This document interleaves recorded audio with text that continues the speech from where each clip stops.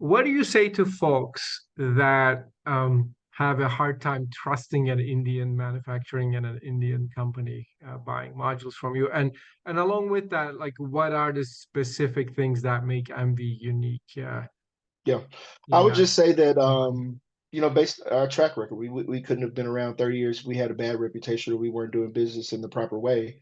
Also, those third party assessments are really important. Nobody's going to vouch for a company that they don't think is going to conduct business in the proper way. But I always tell customers all the time, just kick the tires, look under the hood, come to the factory. Um, we'll bring you out to India. We'll give you a factory tour. You'll get to walk the line, see all the quality control checks.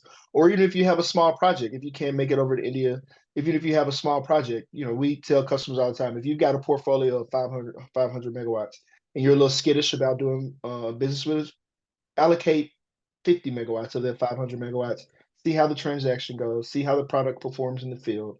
Um, we stand behind our business practices and then also our products. I certainly wouldn't be here and put my name and reputation on the line if it weren't the Yeah, right thing to do. nice.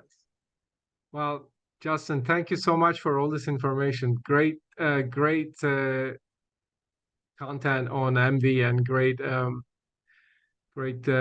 level of detail on your operations.